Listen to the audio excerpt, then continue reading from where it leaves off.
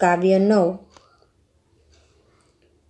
हूँ तो पूछूं, यानी कि काव्य 9 हूँ यानी कि मैं पूछता हूँ। उसके कवि है सुंदरम, कवि છે સુંદરમ। તેમણે આ પોતાની કાવ્ય દ્વારા આપણને એમના મનમાં જે પણ વિચારો આવી રહ્યા છે, जो भी सोचते हैं, जो सोच आ रही है, वो सब उनके शब्द द्वारा उन्होंने ये हमारे समक्ष रखा है। उसमें पहली पंक्ति है कि हूँ तो पूछूं के हूँ तो पूछूं के यानी कि मैं पूछ रहा हूँ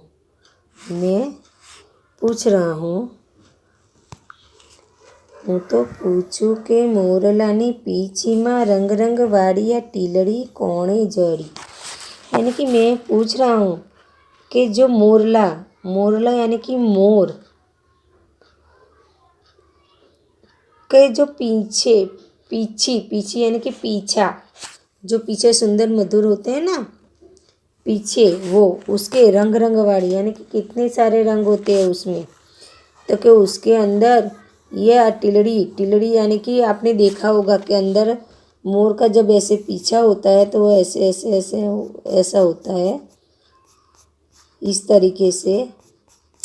तो उसके अंदर इतना ऐसा बड़ा सा गोल, उसके अंदर गोल ऐसा गोल होता है, तो कि इसके अंदर यह टिलड़ी किसने लगाई होगी, किसने चिपकाई होगी ये टिलड़ी, तो कि मैं ये सोच रहा हूँ।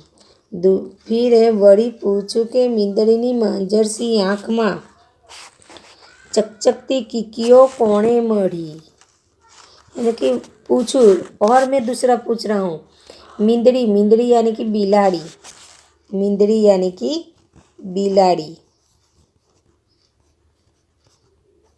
बिलाड़ी की मांझरी यानी कि एकदम चमक देती है, इस तरीके की जो बिल्ली होती है उसकी आँख है वो उसके अंदर चकचकती यानी कि एकदम जगमगाट वाली, प्रकाशित होने वाली ये तिलड़ी किसने बनाई होगी, किसने लगाई होगी, मढ़ी यानी कि लगाई होगी। हूँ तो पूछूं कि आंबलानी टोचे ज्यां हाथ ना पहुँचे त्या कोपणो कोणे करी। यानी कि और मैं पूछ रहा हूँ, आंवला यानी कि आम का पेड़ की टोच, छेक ऊपर का हिस्सा जहाँ किसी का हाथ नहीं पहुँचाता है वो भाग, वहाँ कुपणों यानी कि छोटे छोटे जो नए पान उगते हैं, जो नए नए छोटे छोटे पत्ते आते हैं, वो किसने किया होगा, वो काम किसने किया होगा। फिर वड़ी पूछू कि गावड़ीनी पेटिया दूध केरी धोड़ी मीठी धार कोणे भरी। और मैं पूछ रहा हूँ, गावड़ी એટલે કે गाय के पेट से जो दूध, वाइट कलर, दूध का रंग कैसा होता है, सफ़ेद वाइट, तो कि ये जो गाय है, गौ माता है, उसके पेट से जो दूध निकलता है सफ़ेद कलर रंग का, उसकी ये मीठी धार किसने भरी होगी, उसके पेट में ये दूध कैसे भरा होगा। मीठी એટલે કે मधुर, मीठू, धार એટલે કે શેર किसने भरी होगी। हूँ तो पूछूं के चांदानी थाड़ी में बकरी ने डोसी नी झूपड़ी कोणे भरी।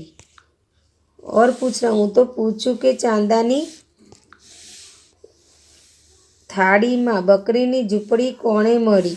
यानी कि मैं पूछ रहा हूँ कि ये चांदा है जो आकाश के अंदर रात को आपको चांद दिख रहा है, वो चांद की थाली जैसा गोल है, उसका आकार, चांदा का आकार जो है वो थाली जैसा गोल है। और आप अंदर बराबर देखोगे चांद को, तो चांद के अंदर आपको एक बकरी और एक बुढ़िया, डोसी यानी कि बुढ़िया आपको दिखेगी, और एक दिख रहा है झोपड़ी। तो ये किसने बनाई होगी, किसने चिपकाई होगी, किसने लगाई होगी ये।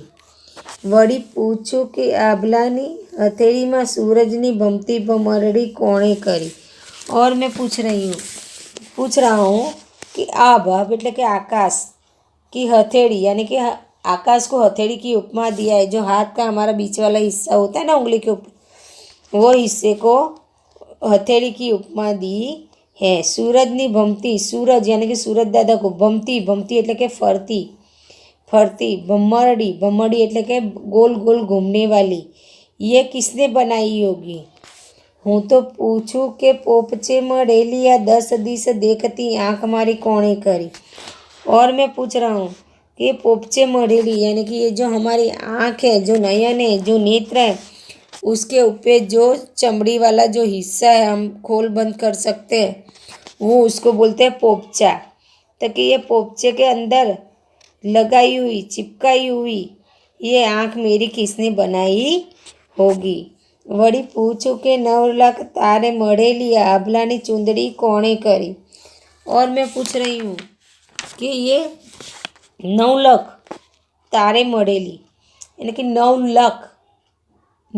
लाख जो तारे होते हैं उससे मढ़ा हुआ, ये रात को जो हम आकाश में देखते हैं तो उसमें हमें कई ढेर सारे तारे दिखते हैं, तो गिना नहीं जाता, इसलिए कवि ने उसको उपमा दिया है 9 लाख तारे, कि इतने 9 लाख तारों से भरा हुआ ये जो आभ यानी कि आकाश की चुंदड़ी बोली है, ये किसने बनाई होगी। तारा से बनी हुई ये चुंदड़ी किसने मढ़ी होगी, ऐसा कवि पूछ रहे हैं।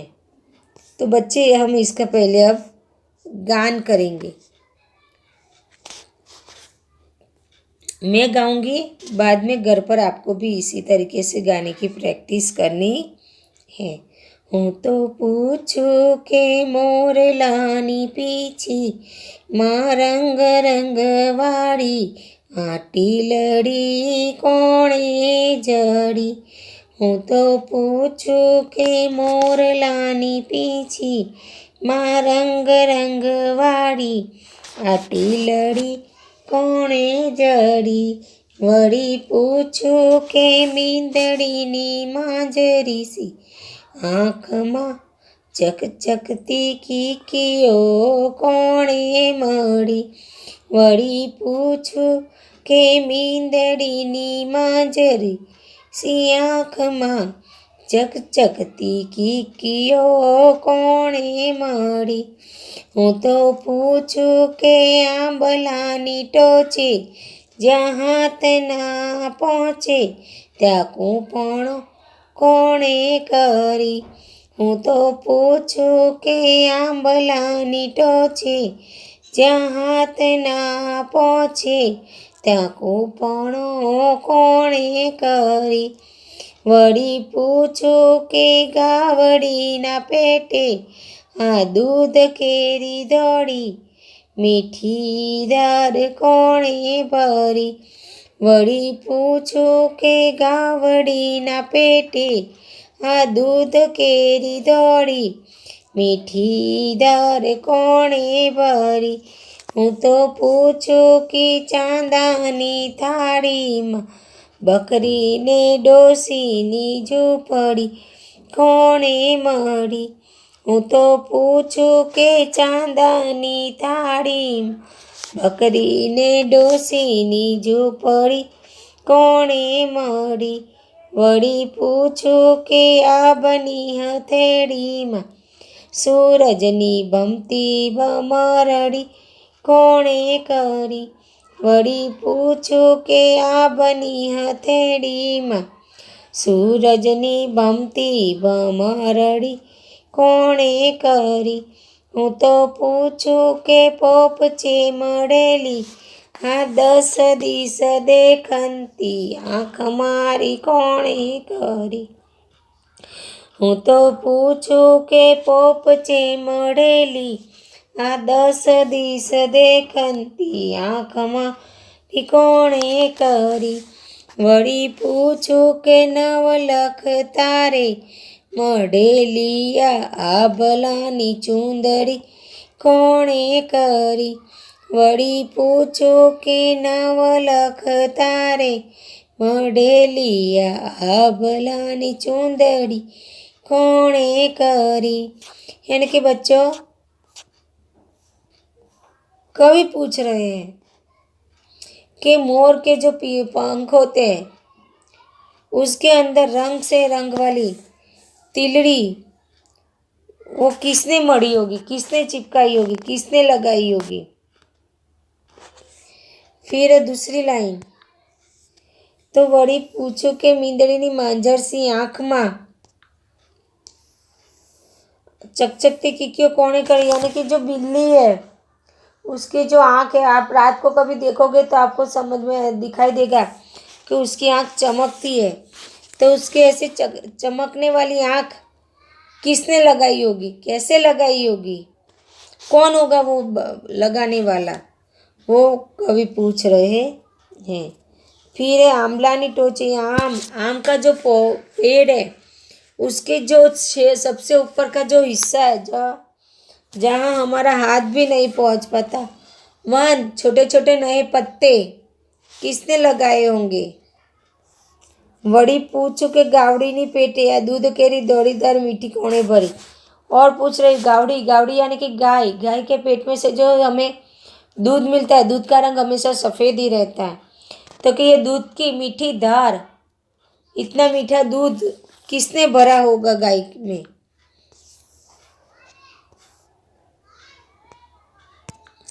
फिर वड़ी पूछू के आभलानी सूरजनी भमती भमरड़ी.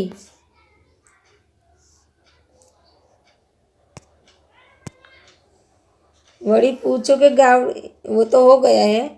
हूँ तो पूछूँ कि चांदानी थाली में बकरीनी डोसीनी झुपड़ी कोणे मળી. यानी कि और मैं ये पूछ रहा हूँ कि ये जो चंदा है जो थाली की तरह पूरा गोल दिख रहा है रात को, ये चांद के अंदर बकरी, डोसी और उसकी झुपड़ी किसने बनाई होगी, किसने मढ़ी होगी, किसने रखी होगी, ये किसने चिपकाई होगी, ऐसा कवि पूछ रहे हैं. आपनी हथेली में सूरजनी भमती भमड़ी कोणे करी. आप यानी कि ये पूरा जो आकाश है वो आकाश के अंदर सूरज जो पूरी दिन घूमता है, तो कि ये भमती सूरज को ऐसे घूमने वाला किसने बनाया होगा. हूँ तो पूछूँ कि पोपची मढ़ेली 10 दिस से देखती आँख हमारी कोणे करी. यानी कि हमारी 4 दिशा है, उत्तर, दक्षिण, पूरब, पश्चिम, और 4 कोने हैं, ईशान, अग्नि, नैऋत्य और वायव्य, और आकाश और पाताल. ये सब मिलाकर 10 दिशा देखने वाली ये जो हमारी आँखें हैं उसको पोपचा यानी कि ऊपर वाली जो खोलबंद हम चमड़ी होती है, खोलते हैं बंद करते वो जो चमड़ी होती ये किसने बनाई होगी, किसने किया होगा ये. वड़ी पूछूं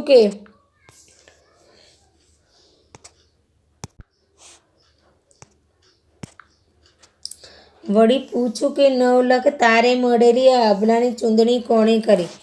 तो कि और मैं पूछ रही हूँ, ये तारा आकाश के अंदर रात होती है, जब रात को जब वो चंदा दिखता है और चंदा के साथ साथ तारे भी टिमटिमाते हैं, तो कि ये 9 लाख तारों से भरी हुई यह आकाश की चुंदड़ी यानी कि ओढ़नी, साड़ी, ये किसने बनाई होगी, ऐसा कवि पूछ रहे हैं.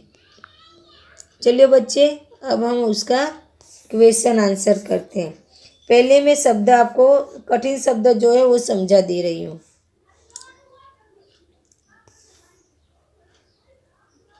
पहला शब्द है कीकी. यानी कि आँख में देखा तो एक गोड़ नाजुक अवयव. आपकी जो आँखें हैं उसके अंदर काले रंग का जो दिखाई दे रहा है गोला, यानी कि जो गोला दिखाई दे रहा है वो कीकी। आँख के अंदर सफ़ेद है और उसके अंदर काला जो दिखाई देता है वो।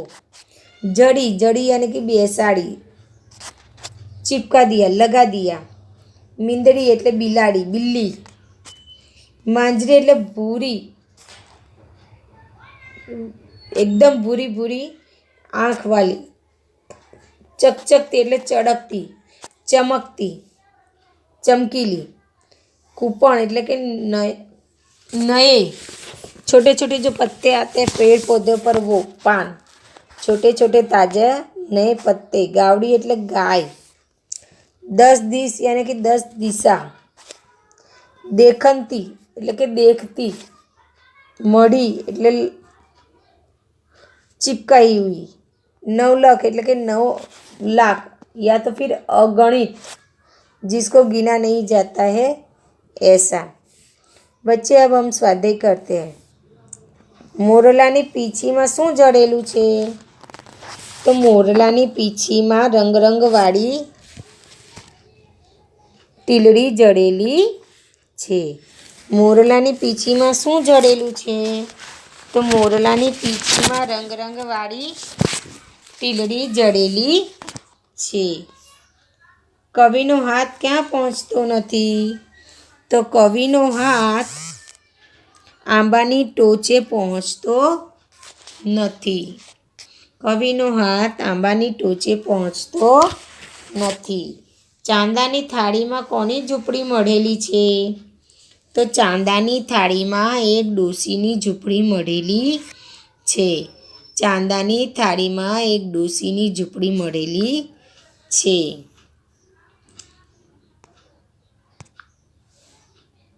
કવિ આંખ વિશે શું વિચારે છે? કવિ આંખ વિશે વિચારે છે કે આ ઉપચે મળેલી અને આ 10 દિશા દેખતી આંખ કોણે કરી હશે એવું કવિ વિચારે છે। 5વા, કવિએ આભલાની ચૂંદડી કોને કહી છે? કવિએ આભલાની ચૂંદડી 9 લાખ તારે મળેલી, 9 લાખ તારે મળેલા આકાશને આભલાની ચૂંદડી કહી છે। ઉદાહરણ મુજબ વાક્ય બનાવો। પહેલાં ધરતી, तो बधाने लीलीछम धरती जोईने आनंद थयो। अब पेंसिल, तो पेंसिल के ऊपर से एक वाक्य बनाना है। तो यहाँ लिखेंगे कि पेंसिल लखवा